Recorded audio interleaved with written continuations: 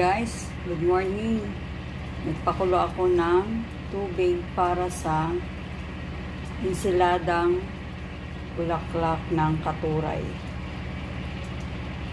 Mga kamadam ko sir, madalang lang po ang katuray dito sa Taiwan. Nakabili ako kagabi. Nung nakita ko sa bumili na kagad ako kasi madalang lang to. Ngayon na ako mapag-ulam nito mga kamadam ko sir. Ilalaga ko lang siya, simpleng-simple, pang almusal. Yan, nilagay ko na po siya.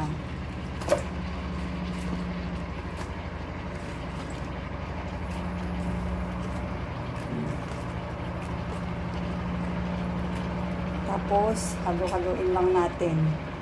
Ilaga lang po siya ng mga 3 minutes siguro. Tapos, takpan natin. After 3 minutes, luto na po yan mga kamadam ko sir. Tapos, ito yung aking sausawan. Kamatis na may sibuyas, sili, tapos bagoong. Tapos, pritong tilapia.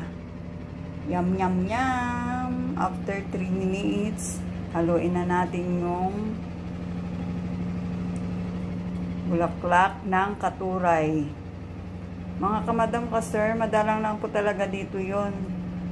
Nung nakita ko, naku, tuwang-tuwa ako. Sabi ko, isasaw ko sana sa balatong or munggo. Kaya lang, kaluluto ko lang ng munggo ng isang araw. Kaya nilaga ko na lang, tapos sausaw ko dito.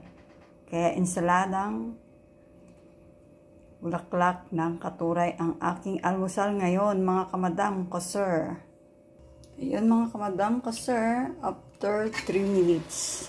Ayan, luto na po siya. Ayan na po yung nilaga kong bulaklak ng katuray. Ahunin na po natin at ihalo sa sili na may kamatis at bagoong na may sibuyas. Ayan na po mga madam ka sir. Hinalo ko na po yung katuray dito sa may kamatis tapos halo-halo lang. Wow, yummy. Nilagyan ko ng bagoong tapos sili at sibuyas. Tamang-tama po sa almusal nito mga kamadam ko sir. Mga bossing, ito po yung almusal ni Madam Ilocana. Very healthy. Nagda-diet kasi siya.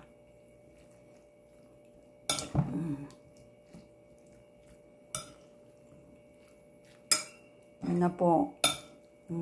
Yummy. Ayan na po yung insiladang bulaklak ng katuray. Plus, pritong tilapia. Yan po. Napakasarap.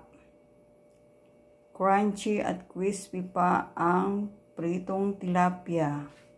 Tapos, insiladang bulaklak ng katuray. Ng kamatis na may sibuyas at sili. Ayan mga kamadam ko sir, mga bossing, ang aking almusal. Bye-bye na po. Don't forget to follow and subscribe my YouTube channel. Thank you very much. Yum, yum, yum. Kain na. Bye. Good morning.